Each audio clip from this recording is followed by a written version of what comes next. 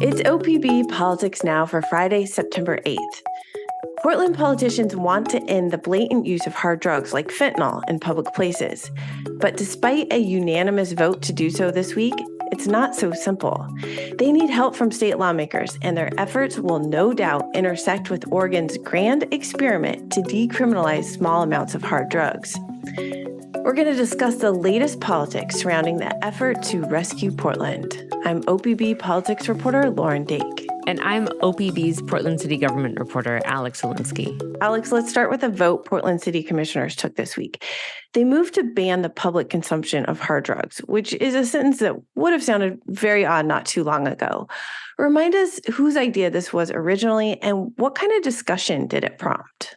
Yeah, so this idea originally came from Mayor Ted Wheeler, but it was essentially re-upped this month by Commissioner Renee Gonzalez after the mayor's first plan fizzled out. The policy essentially bans the use of controlled substances on public property, which is really similar to the city's law that bans drinking in public.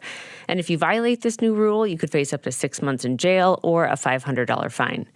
The idea behind it is to address problems that city commissioners believe State Ballot Measure 110 created. If you remember, that's the 2020 measure that decriminalized the possession of small amounts of drugs. And under the state law, people caught carrying drugs either get a $100 fine, kind of like a parking ticket, or they can have that fine dropped by calling a number to get referred to a substance abuse treatment program. So commissioners like Gonzalez believe that this state law has emboldened people to use drugs in public in downtown Portland. Here's how he put it this week. The decriminalization of hard drugs was never supposed to mean open use, acquiescence to violence, to crime. Yet every day in the city of Portland, we face that risk. So since the city can't arrest people for possessing hard drugs, they're looking to arrest people for using those drugs. That's the big difference. Okay, so they took this vote this week, but it's a bit tricky because the measure requires a change in state law in order for it to actually be enacted and enforced. Can you explain why that is? That's right. So no part of this new rule can go into effect right now. That's because there's a decades-old state law that specifically prohibits cities from banning public drug use. Much like Measure 110, that law was created to treat substance abuse as a health issue rather than a crime. But it was also created at a time when drug possession was illegal. And its authors probably didn't foresee that changing. So the city ban hinges on state lawmakers or the courts changing that state law. And it will go into effect when that statute allows it to be enforced. So you talked to a couple of state lawmakers and they told you that any legislative fixes would have to be part of this larger ongoing conversation that lawmakers are planning to have about Measure 110. That's the measure that decriminalized small amounts of drugs. Do you think that there is a fear, especially amongst Democratic lawmakers who backed Measure 110, that a move like this could look like they're abandoning this bold reform that they touted not so long ago? Yeah, I definitely heard that. But at the same time, a lot of Portland area lawmakers have seen the scale of public drug use in the city and really realized that something needs to be done. So there just isn't a consensus on what that looks like yet. I heard specific concerns that banning public drug use would just push drug use into private spaces like bathrooms and Portland businesses, which then just creates another problem. So they really want to take a step back and look at the bigger crisis than just looking at kind of the piecemeal, maybe city by city policies. What did the advocates, the people who really push for Measure 110 say about the city council's vote? Yeah, so I think there is consensus, even among those advocates, that that Measure 110 is not doing what it set out to do swiftly enough, which is to offer treatment programs to people in lieu of jail. Due to the fast rollout of this measure, a lot of those treatment programs aren't open yet, which many supporters say has hurt its intended effectiveness.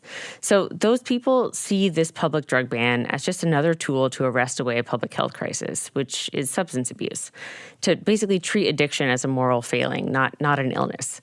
Several questioned why the city wasn't focusing on arresting the people selling deadly drugs or people engaging in violent crimes that may be tied to the drug trade, rather than just criminalizing people who are victim to it. One more question on this topic before we pivot. There's been a real increase in overdoses in the past couple of years in the city and the state. Was there any talk of if this new city ordinance is enacted, what would happen to those people who are struggling with substance abuse issues. Definitely. I spoke with Andy Mendenhall, the head of Central City Concern, which is the Portland-based nonprofit that offers residential substance abuse treatment programs. And Central City Concern also has outreach teams that check in with people living on the streets who use drugs regularly. And he told me that he was afraid that banning public use wouldn't just force people to use drugs in harder to reach areas. And someone might overdose where no one else is around to see it and reverse it with something like Narcan. Basically, he fears that banning public use could actually lead to more overdose deaths. Let's switch topics just for a moment to something that's semi-related. Multnomah County agreed this week to give Bybee Lakes Hope Center, that's the shelter at the former Wapato jail, $1.5 million for operational expenses so that the shelter, which has about 175 beds, could keep operating through the end of the year.